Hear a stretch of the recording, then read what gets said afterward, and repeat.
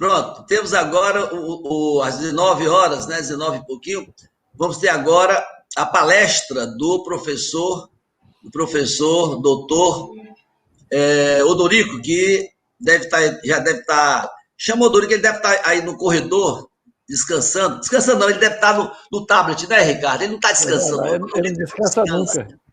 Então, vamos chamar a Ivana e o Odorico. Pronto, olha aí. Não, mostra que você estava no tablet, Odorico. Você não estava parado, você estava no tablet, com certeza. Então, eu pediria que o Ricardo fizesse a apresentação, devido eu chamaria aqui. Olha aí, eu sabia que ele estava no tablet. Olha aí.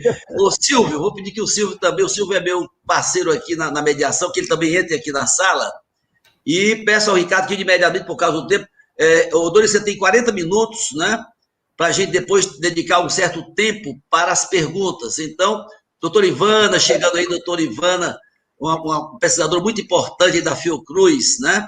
Então, bom, eu passo a palavra para o presidente, a mediação vai ser feita na verdade é uma palestra, mas no final tem as perguntas, e quem é craque em pergunta aqui é o Silvio. Então, o Silvio passa a fazer a mediação no final da palestra, duas perguntas. Com a palavra, o nosso presidente é para apresentar os nossos dois palestrantes. Quem melhor apresentaria o Odorico Ivana foi você, que passou 6 meses na casa dele lá no Canadá, viu? Tirando o gelo. Eu só descobri, eu digo, rapaz, que generoso esse rapaz, que eu nem conheço direito. Quando eu cheguei lá, Ricardo, tinha gelo de manhã que ele me convidava, vamos tirar esse gelo aqui. Se não fosse a mãe dele, teria tido muitos problemas entre vocês dois. Viu? A gente não vai contar essa história por causa do tempo, mas é uma história emocionante. A empatia da Ivana também, mas são dois cientistas que não param de pesquisar, que não param de contribuir, que têm uma ansiedade muito grande de colaborar com a saúde do Brasil e com outras áreas, da inovação, principalmente. Tem um sentimento de inovação profunda, de utilizar o melhor da tecnologia a serviço da humanidade. Eu acho que isso é uma grande característica deles dois, tá certo? E saúde é o principal serviço à humanidade que nós devemos, tá entendendo? Saúde e pobreza. Então, passo diretamente a palavra para eles. Encerrando esse evento, o Odorico sempre se preocupa muito com a questão da inteligência artificial, a Ivana também já tem experiências nisso, já está mexendo com projetos de pesquisa com robôs, né, na área de saúde, então acho que eles representam muito bem a prática do uso da inteligência artificial, e que é o tema do nosso evento. E saúde é o tema também principal dos nossos corações, das nossas preocupações, das nossas mentes hoje, tá certo? Então, passo a palavra diretamente para ele, para poder ouvir mais deles, aproveitar melhor a sabedoria que eles têm nisso. Obrigado por terem aceito essa conversa, essa palestra de encerramento do evento. Ok. Obrigado, Ricardo, obrigado, Mauro, obrigado, Silvio, obrigado, Ivana. Eu estou aqui, Mauro, eu acho que eu apresentar slide, onde é que eu acesso? Eu uso bastante essa plataforma, mas eu sempre uso animando a participação dos outros. Aí você tem que falar com o dentista, que é o meu amigo, que é o Silvio. Nessa parte de baixo aqui do seu console, share screen. Share screen. Eu vi aqui. Não é share stone, não, share screen. Pois é, cara, isso mesmo.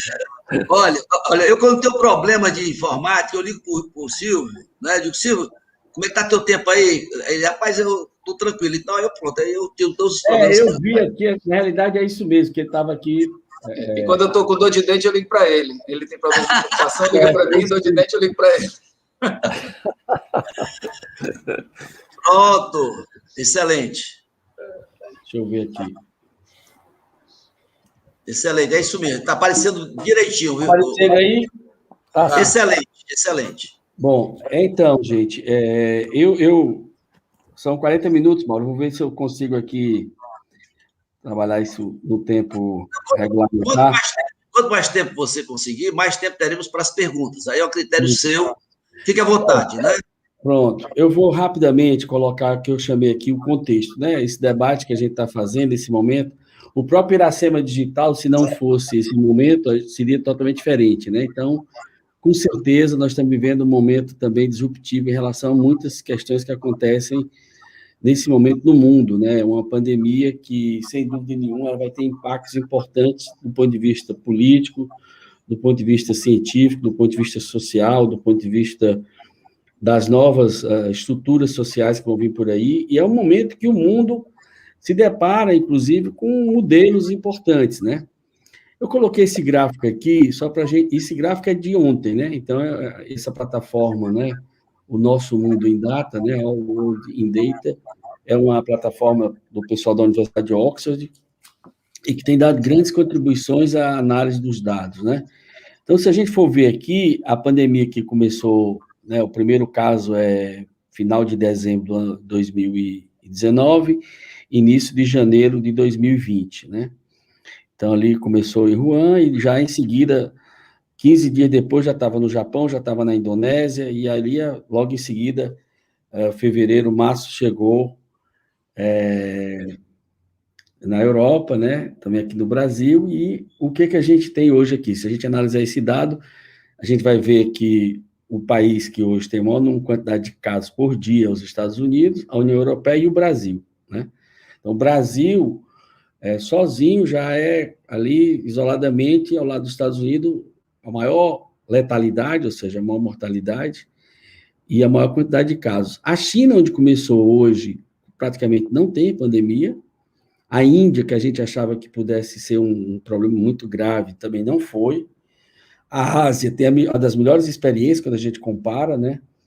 E isso, sem dúvida nenhuma, em parte disso, tem tudo a ver com os legados que vão acontecer depois da pandemia. Quer dizer, a Ásia é a melhor resposta do mundo, por várias razões, inclusive porque a Ásia terminou construindo uma perspectiva de uma plataforma tecnológica da saúde. É muito interessante isso, porque a Ásia, eles têm a medicina ayurvédica, 7.000 anos, só para a gente ter uma ideia, né? O Hipócrates, nossa, é 2.000 anos antes de Cristo. O Hipócrates da medicina ayurvédica chinesa é 5.000 anos antes de Cristo. O Hipócrates da medicina tradicional chinesa, 3.000 anos. Com tudo isso, a China e a Índia têm uma medicina ayurvédica milenar, têm uma medicina tradicional chinesa milenar, mas eles se apropriaram de toda a tecnologia possível produzida pela medicina ocidental. Eu confesso a vocês que quando eu vi a China construir um hospital ocidental em 6 dias, para mim foi uma grande surpresa, do ponto de vista de tudo que a gente possa. Então, quando a gente analisa aqui, se a gente fosse para a mortalidade, estava a mesma coisa. Estou colocando o número de dias, porque o resto vai ser muito proporcional, né? E aqui, só para a gente entender como a situação do mundo hoje, né? Praticamente o mundo está fechado. Isso aqui são os países do mundo que não estão fazendo nenhum evento público durante toda a pandemia, tá certo? A China, inclusive, está fazendo porque está sob controle. E testando muito, né? Que é o gráfico que eu queria mostrar aqui, o seguinte, ó. Nós estamos testando, a nossa capacidade de testagem está sendo igual à dos países da África. O mundo inteiro, né, testa muito, porque o teste é fundamental numa pandemia dessa, né? E por que o mundo inteiro testa? Porque conseguiu romper as barreiras, né? Primeiro, a prioridade, acreditar na ciência, acreditar nas tecnologias, fazer aposta. E isso é muito ruim, porque na hora que você não testa, você não faz o contato trace. Na hora que você não testa, você não consegue entender como é que a pandemia está circulando. E, sem dúvida nenhuma, esse cenário é o pior dos mundos, porque acontece o que aconteceu em Manaus, porque como você só vai fazer medidas de isolamento social ou medidas não farmacológicas, né? Então é muito importante a gente entender, volto de novo esse gráfico aqui, porque a China, a Ásia como um todo, o Vietnã tem uma das melhores respostas à pandemia do mundo, praticamente não tem óbito no Vietnã, tá certo? Quando você testa, como os Estados Unidos estão testando, a Europa tem testado muito, a Rússia tem testado, a China tem testado.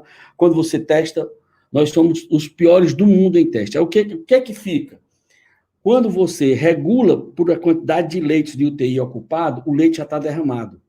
E acontece o que aconteceu em Manaus, que é um desastre, que é uma tragédia humana. Por quê? Porque quando você começa a curva dos casos que vão acontecer, esses casos já estão em grande escala em estágio de contágio e as pessoas vão estar adoecendo na fase inflamatória da doença, que você não tem mais o que fazer, e não se guiando pelos testes, acontece isso. Então, dito isso, eu diria que o mundo pós-pandemia será outro completamente diferente de hoje, em todos os sentidos, em todas as dimensões, tá? Então, esse é o cenário. Eu estou trazendo aqui, esse é um artigo que foi escrito pelo Harold Listone, que é um americano, que ele trabalha as 3 eras da tecnologia Forensight. É muito interessante esse artigo dele. Ele coloca que a humanidade até 1750 teve na era agrícola, depois você vem a era industrial, depois a era da informação, e ele está chamando que a partir de 2024 nós vamos estar iniciando a era molecular. O que eu acho, inclusive, que a pandemia, ela acelerou esse processo da era molecular. É muito interessante isso, porque ele vai trabalhar com ciclos, que eu vou falar em seguida, e ele trabalha com essa ideia de que de 1970 a 2024 nós tivemos a era dos computadores da comunicação. E a partir de 2024 você vem a era da biotecnologia, da nanotecnologia e a ciência de materiais. Isso não quer dizer que uma era, a mudança de uma era não significa que aquilo, tudo da era anterior não seja também integrado à era seguinte. É só do ponto de vista hegemônico, né? Então, ele trabalha com esses ciclos que ele chama de 55 anos, né? Então, o primeiro ciclo, de 1745 até 1800, né? É a primeira onda que ele vai trabalhar. Depois, aí, vem em seguida a questão das ferrovias e o motor a vapor, né? Entre 1800 e 1856. É importante a gente entender que o Brasil perdeu esse ciclo. Nós, praticamente, não nos aproveitamos disso, enquanto que a Europa fortemente incorporou metrô, ferrovia como algo, né? Nós não produzimos uma locomotiva de metrô. O metrô de Fortaleza, a locomotiva vem da Itália, os trens vêm da Itália, né? E o que você tem de embarcar numa tecnologia? Isso foi falta de projeto estratégico. O que hoje o mundo todo está dependendo da Índia e da China, porque eles colocaram como projeto estratégico o desenvolvimento da química fina e do complexo produtivo da saúde. Então, de 1856 a 1916 veio o aço, de 1916 a 1969 o óleo, e de 1969 a 2024, o que ele chama de tecnologia da informação e microeletrônica. Ele trabalha com essas ondas, ele trabalha com o ciclo da onda K, e tem toda uma concepção que ele trabalha. Esse artigo dele é muito interessante, está aqui, eu recomendo, quem quiser ler, muito interessante esse artigo. E aí ele coloca que a partir de 2024 nós temos aí a 5ª onda, que ele chama a onda da biotecnologia. Esse é um tema muito interessante. O que eu entendo aqui é que, de um ponto de vista de legado da pandemia, a gente vai acelerar fortemente a questão da inteligência artificial, a questão inclusive da robótica, né, da nanotecnologia, e a resposta que foi necessária para se construir a vacina em um ano foi um grande esforço do desenvolvimento da biotecnologia. A Moderna, que é uma startup de Boston, eles já estavam com a molécula, na hora que os ingleses, os chineses publicaram o sequenciamento do vírus, ou seja, a genômica do vírus, eles já imediatamente, no final de semana, construíram a molécula. Isso é uma coisa inédita e é uma grande contribuição da bioinformática. A bioinformática teve um papel, e está tendo cada vez mais um papel importantíssimo, ou seja, você concebe a molécula no computador, você testa parte da molécula no computador, você já tem vários programas. Quando você vai fazer o estudo pré-clínico em animais, você já tem muita coisa adiantada no caso da bioinformática. Então, a bioinformática hoje, inclusive na Fiocruz, essa é uma área hoje nossa muito... Eu trago aqui, esse é um gráfico também muito interessante, colocando aqui a questão dos avanços aí, né, dessa questão do que a capacidade cognitiva humana se acrescenta com a capacidade computacional, certo? Ou seja, quando você, até 2020, você tem aí uma equação exponencial, né, da capacidade de um cérebro humano fazer diagnóstico a partir de sintomas clínicos, né? Aí você vem a genética, já ele não consegue fazer, se não for com, né, a questão dos genes e a questão dos diagnósticos por imagem, que isso é outra área muito importante que eu vou falar um pouco na frente. Acho que uma coisa que marcou esse momento também é essa contribuição do Eric Topol. Ele escreve esse livro de medicina, ele passa aí, a partir daqui, a trabalhar, é um grande cardiologista americano, que era da Universidade de Cleveland, e foi para o Vale do Silício, e hoje trabalha com o Instituto de Futuro, e hoje é um dos ícones da concepção da saúde digital e a aplicação da inteligência artificial. Ele traz essa contribuição interessante, ou seja, ele vai trabalhando aqui a relação do motor, né, da indústria automotiva, com a relação do paciente com as enfermarias, né, e com a agregação das máquinas, né? Então, primeiro, zero, você tinha o motor mecânico totalmente sem nada eletrônico, e você tem a relação médico-paciente totalmente no papel. À medida que a indústria automotiva vai tendo assistência, né, embarcando soluções de inteligência, isso vai se refletindo também na relação médico-paciente, né? E ele avalia que quando os automóveis forem totalmente autônomos, essa relação médico-paciente também será, o homem vai ter uma relação com muito mais autonomia em relação à inteligência artificial, com algoritmos, né, e com workflows, já conversando com as pessoas. Então, isso é, sem dúvida, algo irreversível, e eu repito, a pandemia acelera esse processo, né, e todas essas questões que a gente vem já há algum tempo trabalhando, elas vão ser totalmente aceleradas, né? Então, sem dúvida nenhuma, as grandes questões aí, das grandes estrelas, vai estar para as redes neurais, né? Vão estar para a questão de machine learning, ou seja, a questão de algoritmos, você já tem várias áreas onde as redes neurais vão ter papel estratégico, na questão da imagem, na questão da patologia, nas lesões de pele, câncer de pele, a imagem de retina, o eletrocardiograma, eletroencefalograma, a endoscopia, tá certo? Então, vão ter áreas aí importantes, né? A própria questão dos modelos preditivos, né? Que são testes feitos aí, né? Nós, inclusive, já temos no nosso grupo várias publicações nessa área, depois eu vou falar um pouco sobre o nosso ecossistema de saúde digital, envolvendo Fiocruz, Instituto Federal e o UFC. Nós acabamos já de publicar alguns trabalhos com predição de mortalidade infantil, predição de mortalidade materna, predição de epidemia de dengue, então são áreas também que a gente tem trabalhado aí já no nosso grupo interdisciplinar nesse campo. E isso aqui, sem dúvida nenhuma, vai ter uma aceleração muito grande, ou seja, essa evolução, ela vai evoluindo, né, de formas que você vai fazendo monitoramento, vai caracterizando, vai fazendo modelos preditivos, e no futuro você vai ter prescrições. Evidentemente que tem muita resistência a isso é uma coisa muito interessante, porque, inclusive, eu acho que a categoria médica brasileira é uma das mais conservadoras aí, porque é uma categoria que, apesar da gente ter um sistema universal, e o SUS teve um papel estratégico nessa pandemia, sai muito fortalecida e legitimado pela sociedade toda, mas parte de um certo sentimento da categoria médica é muito resistente às questões de incorporação tecnológica. O Conselho Federal de Medicina mesmo publicou uma resolução criando várias escalas de atendimento de telemedicina, teve que voltar atrás porque a resistência foi muito grande. Agora, a pandemia colocou todo mundo numa situação, o pediatra de 40 anos, que nunca tinha usado o WhatsApp, que desacreditava na teleconsulta, passou a fazer teleconsulta. A psiquiatria passou a fazer várias áreas, né? Inclusive nós aqui estamos fazendo vários projetos nesse sentido. Então, sem dúvida nenhuma, essa é uma área que vai ter um avanço grande. A outra questão importante, né? Esse é um artigo que foi publicado pela Mayo Clinic, ainda em 2016, mas o grande desafio nosso é que a saúde produz muito dado, né?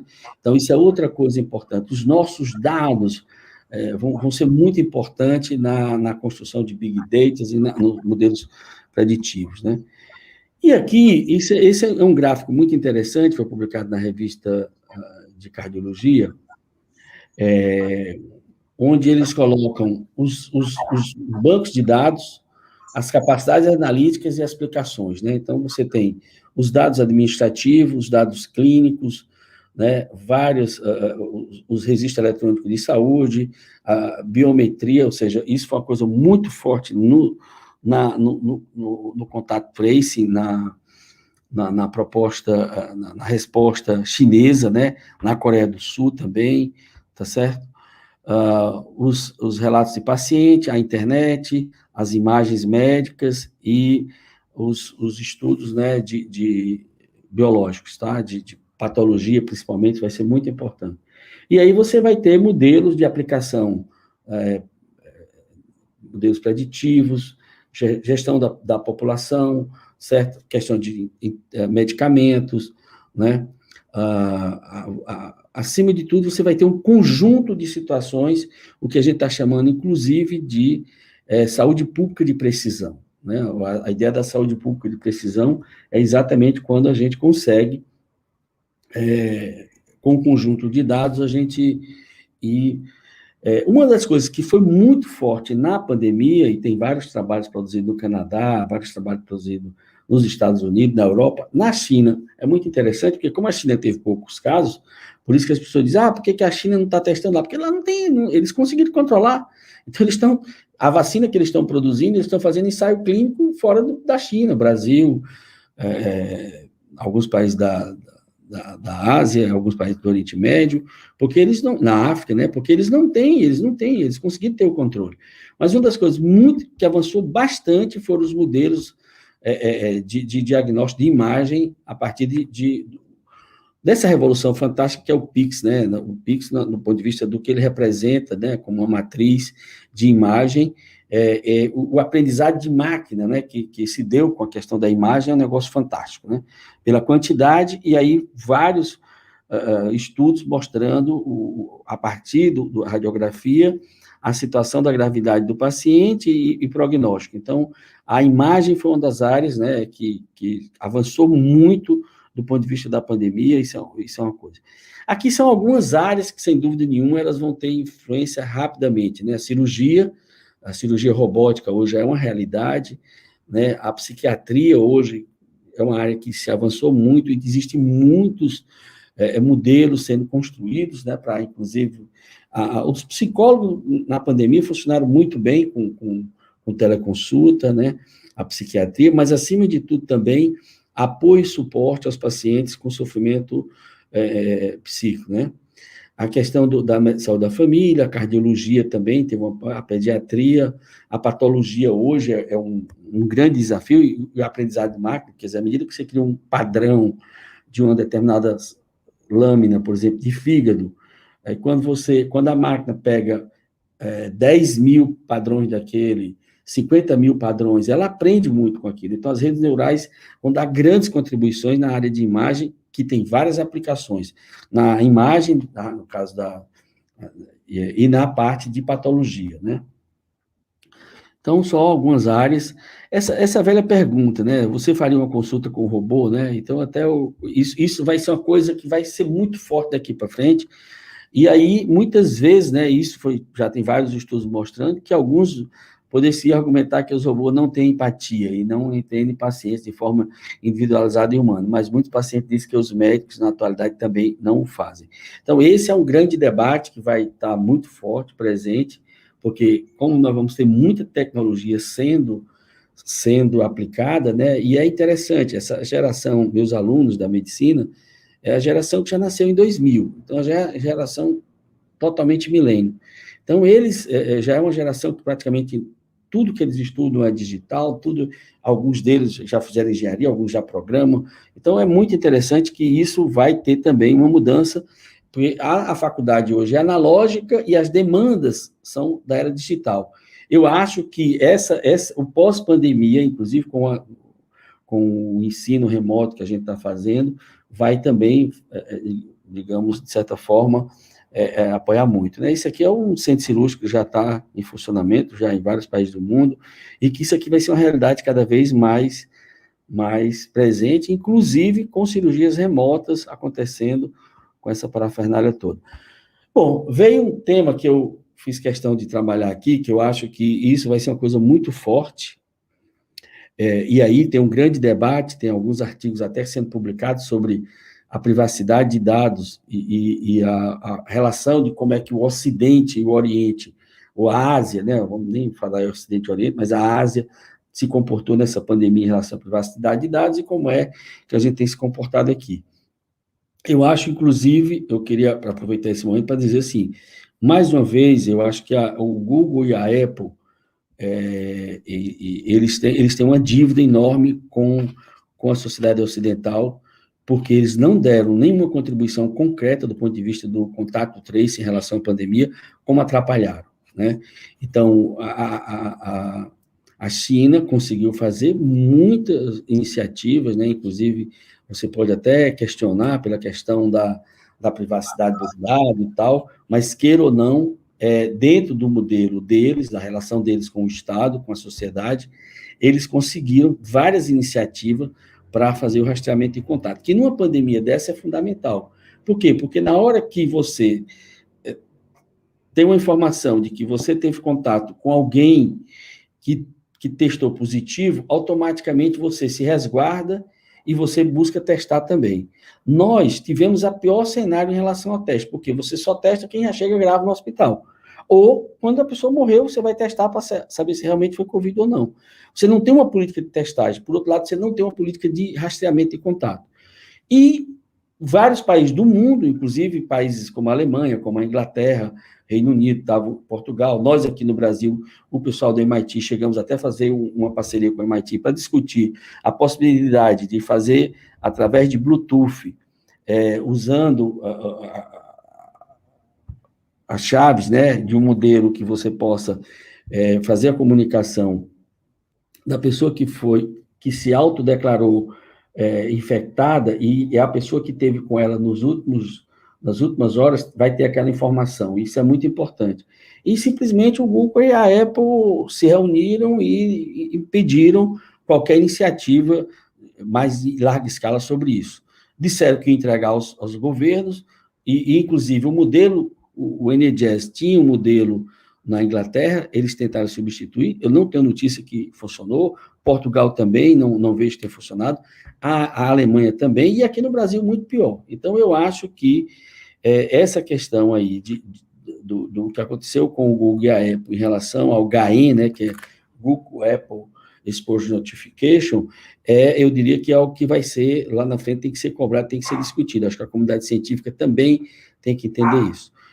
Eu acho que fica aí o grande desafio de como é que a gente vai avançar nessa questão. Acho que a lei de privacidade de dados do Brasil é um mix, né? Porque nós temos aí um modelo mais, digamos, conservador no sentido, entre aspas, ou seja, mas um modelo muito mais rigoroso em relação à privacidade é o modelo europeu, o modelo americano, que praticamente só o Estado da Califórnia, que tem alguma coisa nesse sentido, mas o modelo brasileiro é um mix, né, entre o modelo europeu e o modelo americano, e a gente tem que realmente conciliar essa questão toda. Esse é um grande desafio. Eu acho que a questão da privacidade e as informações vai ser outro grande debate que vai acontecer. Agora, eu acho que a gente tem que estar comparando e entendendo o que está acontecendo na Ásia e como é que a gente não perde esse bonde da história, tá?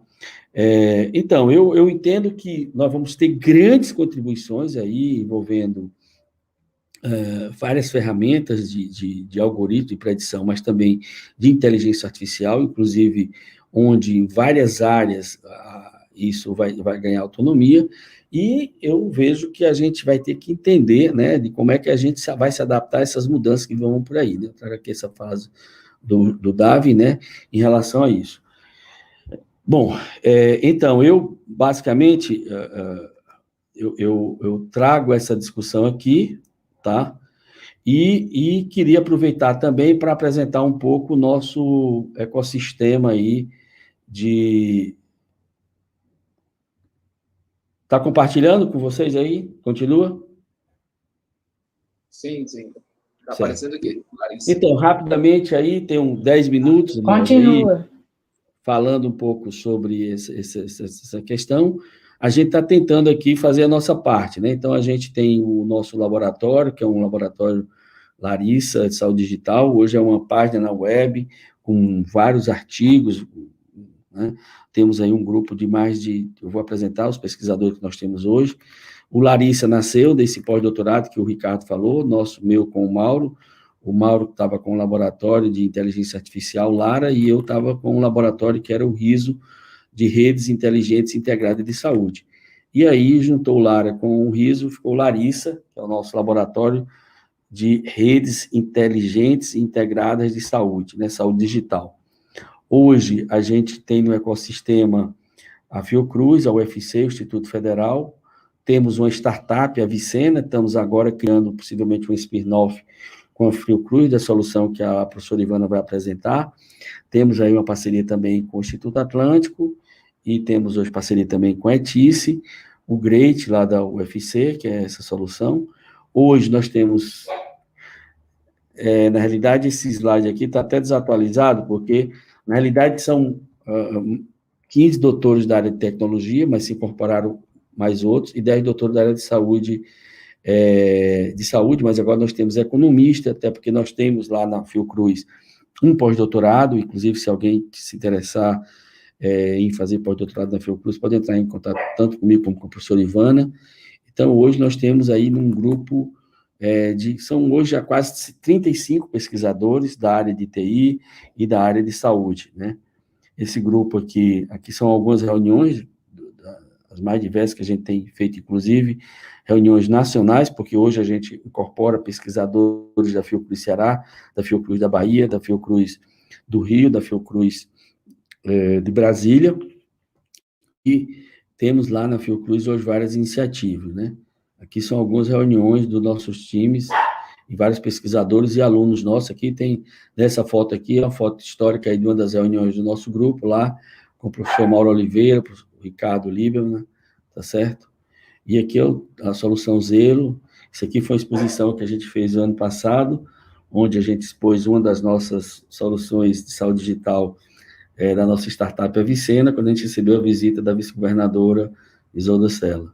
Hoje a gente já teve o reconhecimento do Desafio Rocha, onde a gente foi premiado, Brasil Lab, Artemisia Lab, agora mesmo nós estamos já na segunda rodada com a Artemisia Lab, inclusive disputando aí a possibilidade de uma implantação de uma solução nossa na cidade de Caruaru, em Pernambuco. Temos o Brasil Lab, foi inclusive a gente conseguiu também algum incentivo da nuvem da Amazon. Temos projetos financiados pela FINEP, pela FUNCAP e pelo Inova Fiocruz, tá? Temos aí já uma solução que está implantada em vários municípios do Ceará e de Pernambuco.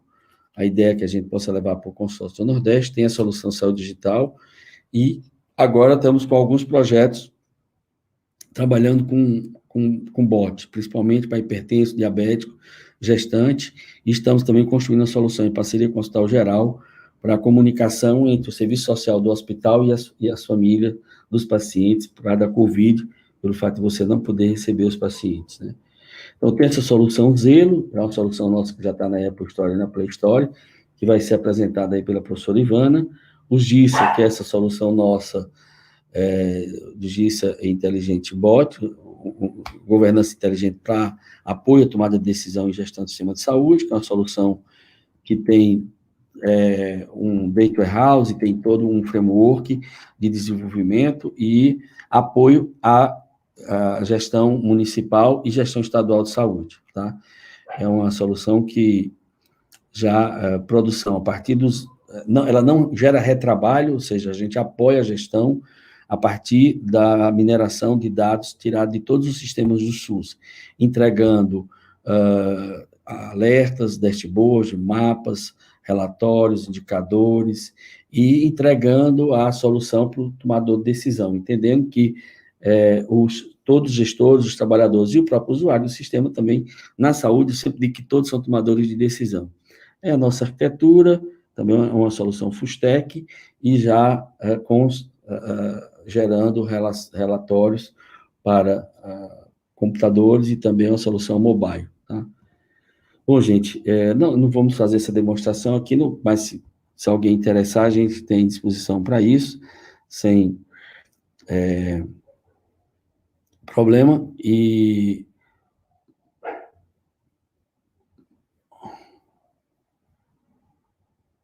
ok?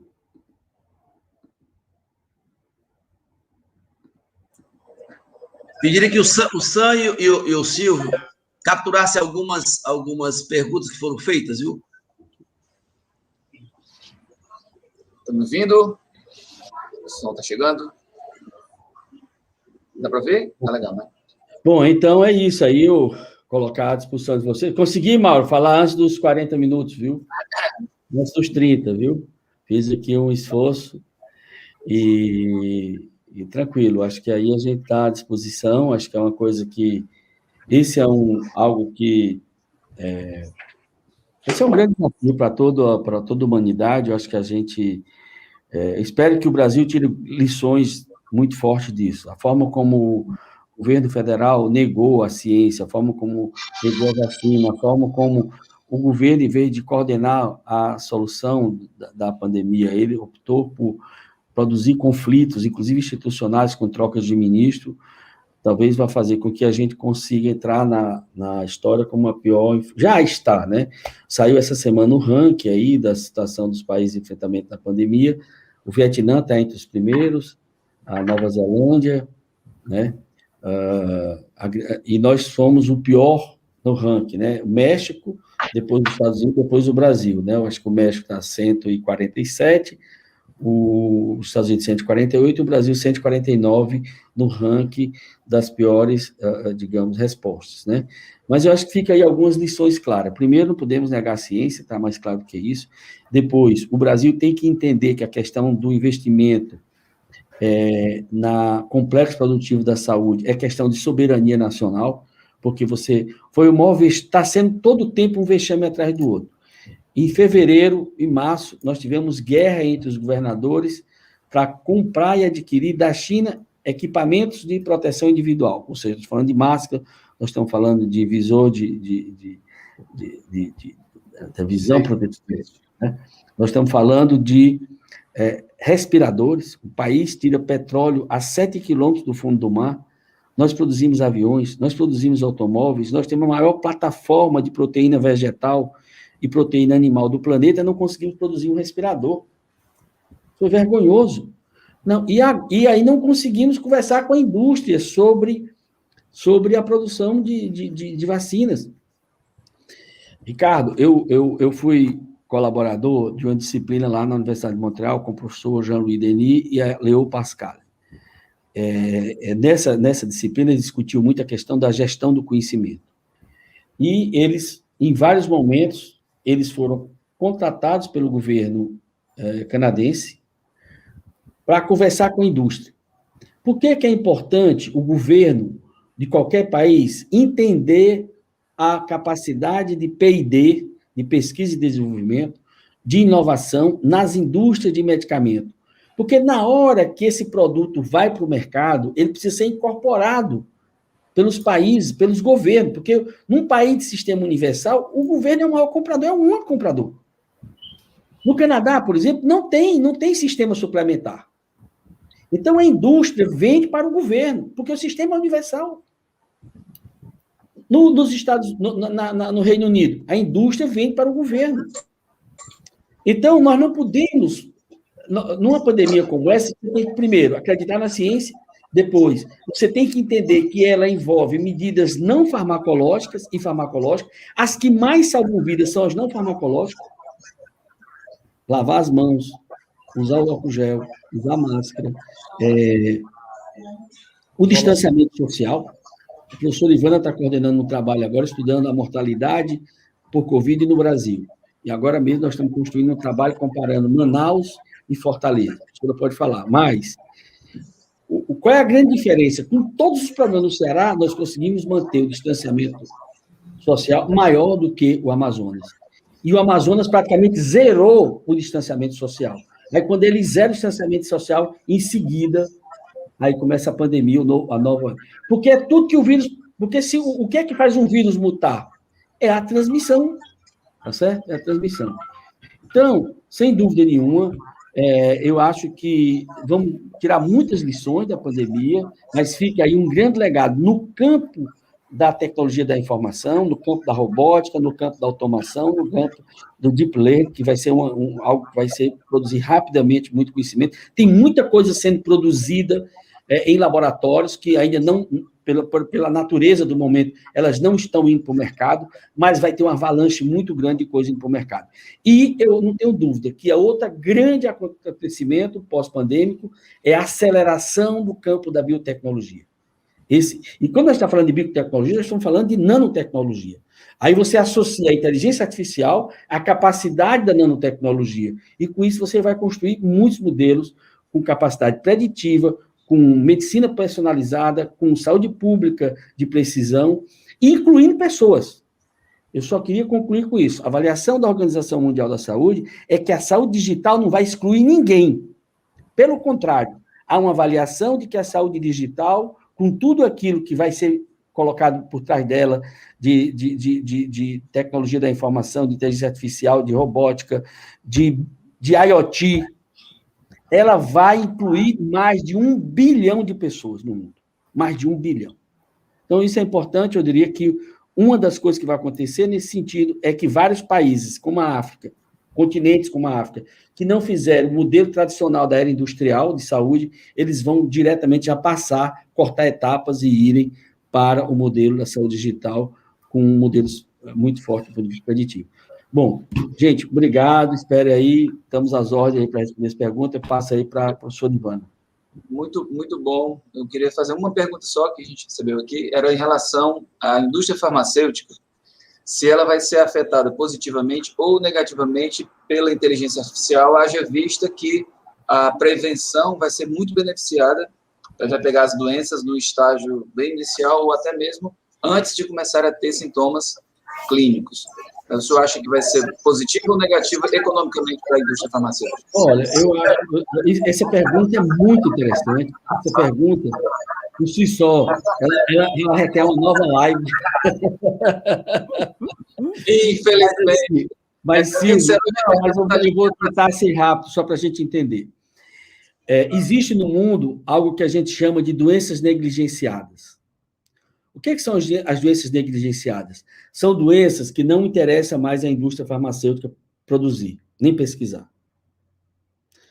Vamos pegar tuberculose, dengue. Dengue é borderline, porque ainda a briga pela vacina é um negócio que a Sanofi fez muito investimento. Tá? Sífilis. É vergonhoso você analisar como nós conseguimos enfrentar a AIDS no Brasil, mas muita gente morrendo por sífilis em pleno século XXI.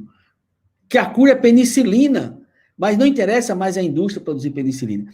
Então, a indústria farmacêutica, ela está o tempo todo investindo maciçamente em tecnologia, em biotecnologia, tá certo? E o medicamento que já está em transição não é mais um medicamento químico, é um medicamento biológico.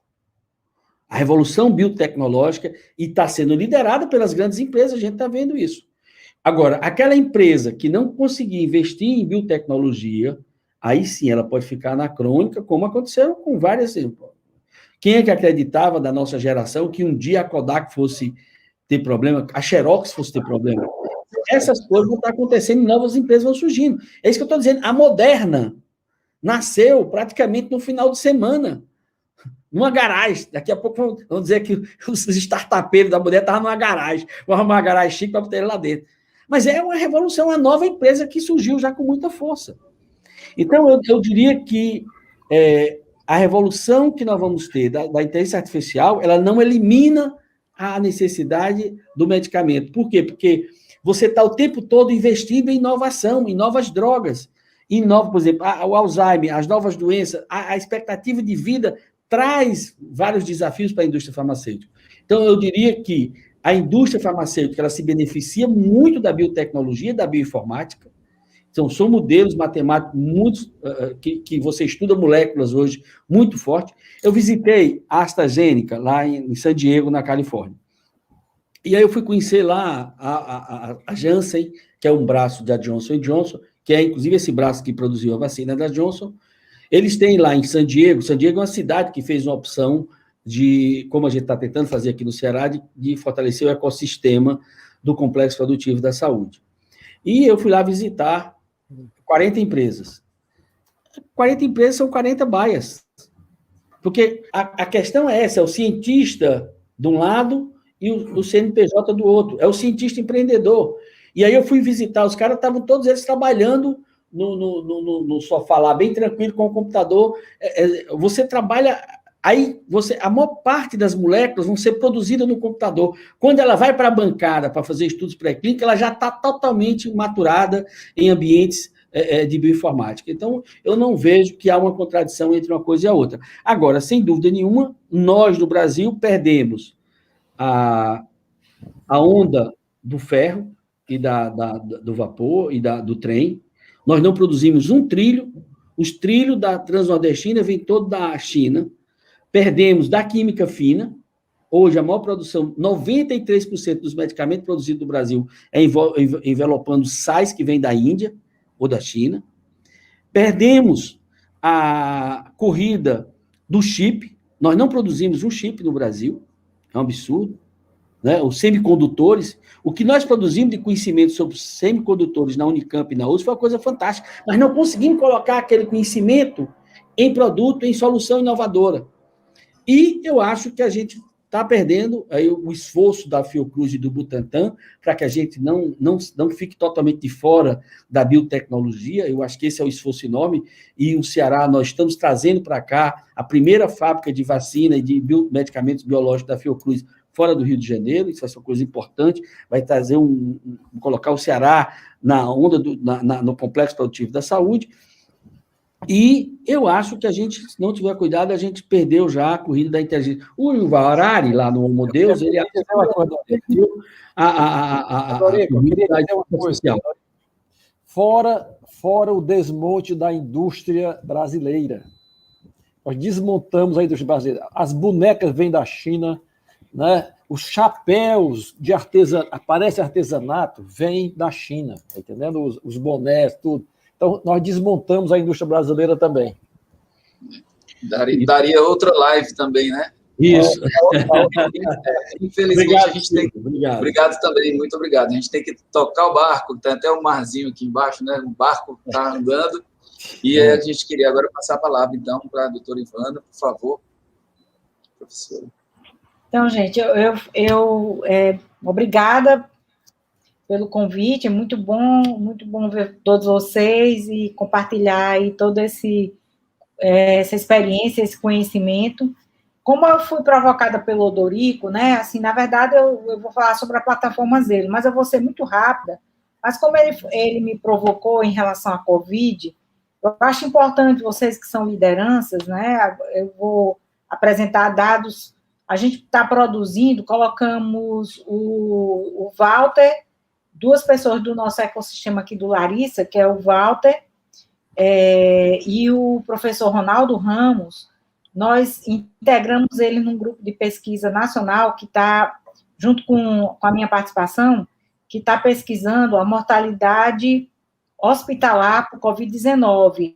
Mas, assim, na verdade, esse grupo o estudo se expandiu e está vendo várias questões, né? A mortalidade, está vendo a questão da capacidade instalada para atendimento às pessoas. Eu queria só mostrar esse gráfico aqui para vocês, preste atenção aí, que é a evolução da pandemia em Fortaleza e Manaus. Por que Manaus está nesse caos que está agora, certo? Essa linha verde aqui, a gente criou, o professor Walter, e eu batizei, essa linha verde aqui é o índice de permanência domiciliar. Ele pegou os dados da Google, que vai monitorando os telefones, né? Onde as pessoas estão, se estão na farmácia, se estão no parque, se estão no mercado ou se estão em casa. Então, a gente criou esse índice de permanência domiciliar, em que a gente diminui a permanência em casa de todos os outros locais, né? E aí vocês veem aqui essa linha verde, é a permanência domiciliar em Fortaleza e em Manaus. Então, claramente, no início da pandemia, tanto Manaus como Fortaleza tiveram um bom nível de permanência domiciliar, sendo que a de Fortaleza sempre foi maior do que a de Manaus, né? E logo a partir do mês aqui, ó, no mês de maio, mais ou menos, aqui, ainda no pico de óbitos, né? Enquanto Fortaleza manteve, né? E essa aqui em verde, essas bolinhas verdes aqui são as legislações que regulam, que mandam, né? Que os governadores publicaram para que a população ficasse em casa. E as vermelhas são as que liberaram o comércio, liberaram as atividades. Então, vocês veem que enquanto essas medidas estavam em vigor aqui, você manteve um índice de permanência domiciliar razoável. Então, Fortaleza, mesmo com esse índice, que foi de em torno de 40%, 45%, teve um pico altíssimo de óbitos em maio e junho, você lembra, ano passado, e por pouco nosso sistema não entrou em colapso, mas muita gente, algumas pessoas morreram em casa, pessoas morreram sem chegar na UTI, morreram nas UPAs, né? Tudo isso aconteceu ano passado, nesse período de maio a junho. A mesma coisa aconteceu em Manaus. Manaus foi pior, né? Vocês lembram que maio e junho do ano passado teve colapso do sistema funerário, não conseguiu nem enterrar os cadáveres, né? Ano passado. Aí o que acontece? Fortaleza ainda manteve até mais ou menos junho, julho aqui, um nível razoável de permanência domiciliar. E aí, a pandemia foi sendo controlada. E você vê aqui que até dezembro, né, nós ficamos aí uma temporada de final de agosto até início de setembro com menos óbitos, com, assim, mais ou menos controlada. Essa taxa, essa linha preta é a incidência, que é o número de casos novos. O número de casos novos continuou acontecendo, mas a gente diminuiu a mortalidade. Mas o número de casos novos continuou. Mesmo assim, a nossa permanência domiciliar, ela chegou perto de 0 em dezembro, mas não foi negativa. No caso em Manaus, a partir do mês de junho, julho, ainda com pico de casos de óbito, a permanência domiciliar passou a ser negativa, quer dizer, o pessoal estava saindo mais de casa do que antes, no período anterior à pandemia. Foi tipo assim, uma provocação para o pessoal ir para a rua mesmo. O que acontece, né? O que acontece é que vai aumentando o número primeiro de incidência de casos, e aqui esse grupo vermelho, essa explosão de casos que aconteceu agora, né? Que faltou oxigênio, né? O colapso total do sistema, faltou oxigênio. Então, duas coisas. Aqui em dezembro, já estava aumentando os casos lá, em dezembro, o governador fez um decreto de lockdown, né, de distanciamento social. As pessoas foram para a rua, os empresários, a população, toda foi para a rua para o governador, aí o governador, enfim, voltou atrás do decreto, extinguiu o decreto, né? Tá aí a consequência, né? E assim, quando o Ministério Público interviu, a Defensoria interviu para novamente haver distanciamento social, vocês veem que quando o Ministério Público foi aqui mais ou menos final de dezembro, quando ele interviu, aumentou a permanência domiciliar. Então, eu achei interessante mostrar para vocês, vocês são lideranças, né? E mostrar aí, porque, assim, muitas vezes o empresário, o negociante, acha que é vantagem uma situação como essa acontecer, né? E aí Manaus vai ficar conhecida em todo mundo, uma cidade que asfixiou seus doentes. Então, foi vantagem para o comércio de Manaus, foi vantagem para os empresários de Manaus. Então, eu acho que isso é uma lição, né, que a gente precisa aprender, Fortaleza precisa aprender, porque o problema em Fortaleza não está resolvido, a gente ainda tem uma incidência de casos aqui, e essa variante que aconteceu em Manaus, ela aconteceu justamente porque não houve distanciamento social, não houve isolamento, se manteve um elevado nível de transmissão da doença, o que deu vez, porque quanto mais a doença se transmite, maior é a chance de uma mutação. Foi o que aconteceu lá. E agora essa cepa lá está vindo para cá. É importante que a gente saiba disso, que ela está aqui, que vai circular aqui, né? E que é preciso as pessoas estarem atentas para evitar o que aconteceu em Manaus. Eu espero que não aconteça, eu espero que nossos governantes sejam firmes. Nessa hora tem que exercer autoridade, né? Não adianta você querer ser populista aí, né? E dá no que dá, deu no que deu, né? Agora, o governador, o prefeito de Manaus vão ficar para sempre conhecidos como os governantes, junto com o governo federal, que deixaram as pessoas morrerem sem oxigênio.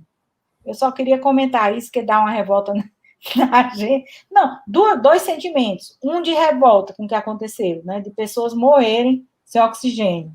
Isso é revoltante, porque o Ministério da Saúde teve as informações em tempo para tomar uma atitude e não tomou.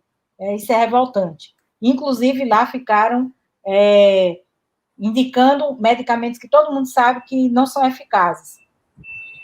E a segunda revolta, o segundo sentimento é de preocupação com o Ceará, com o Brasil, o resto do Brasil. Porque o que aconteceu? Nós não estamos livres de ver essa situação acontecer aqui, se não for tomadas as providências devidas, né?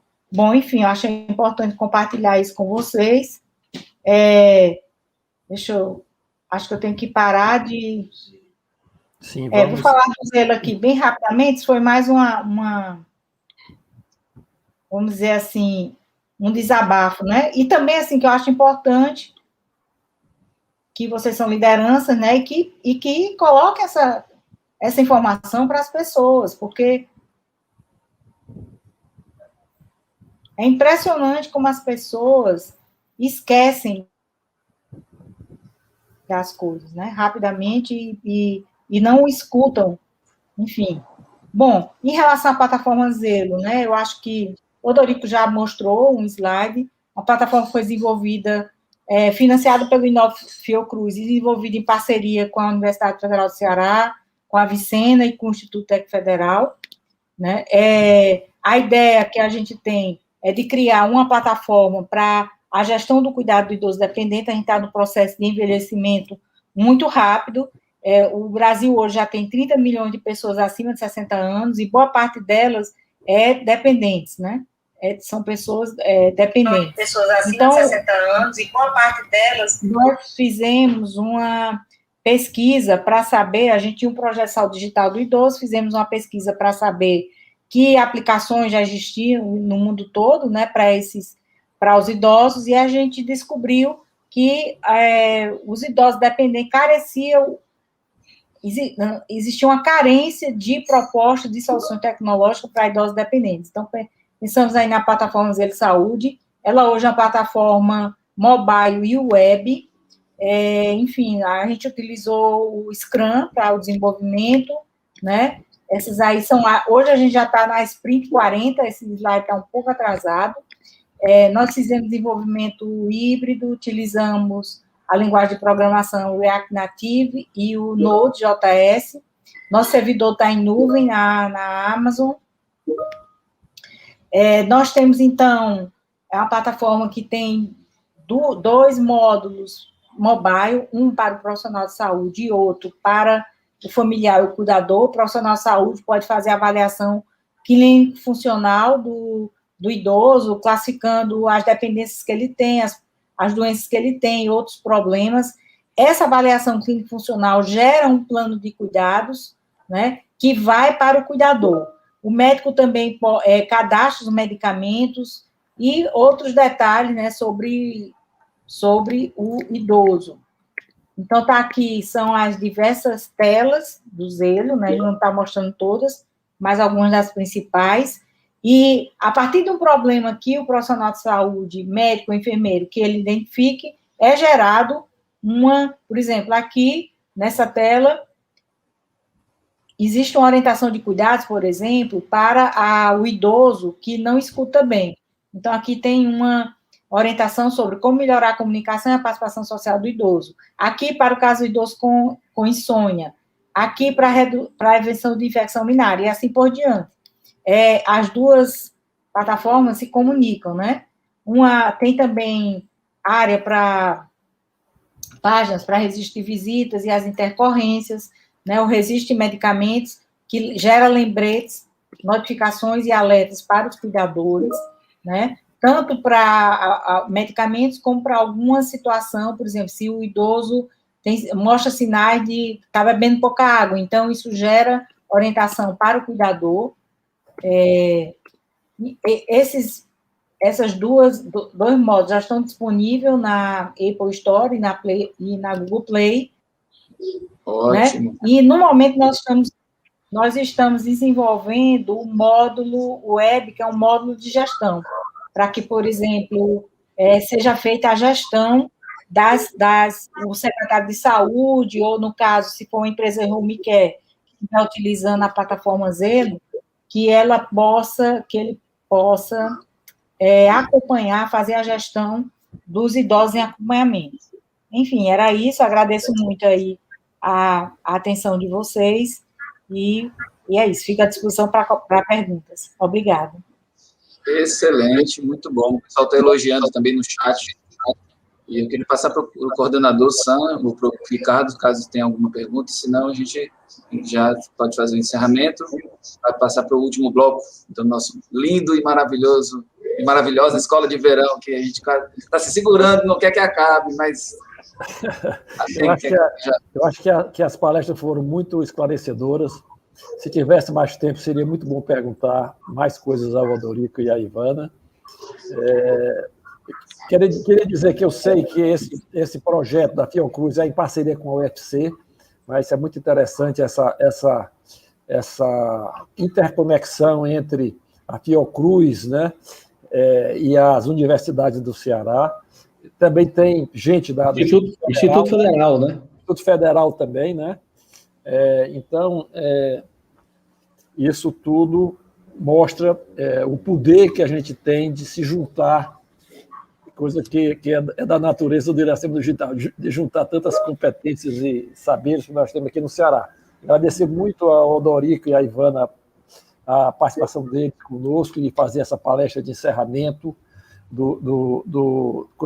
com esse tema tão importante, que é a nossa saúde e a ciência para a nossa saúde. Obrigado, Odorico, obrigado, Ivana. Obrigado, cara. Nós que agradecemos. Obrigada. Muito bom estar com vocês aqui, viu? Obrigada a todos. Obrigado. Obrigado a todos. Gostaria de pedir ao Silvio que encaminhasse a vinheta aí para a gente dar início ao próximo bloco.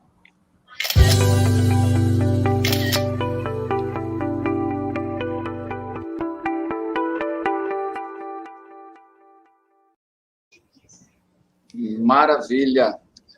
Eu queria saber se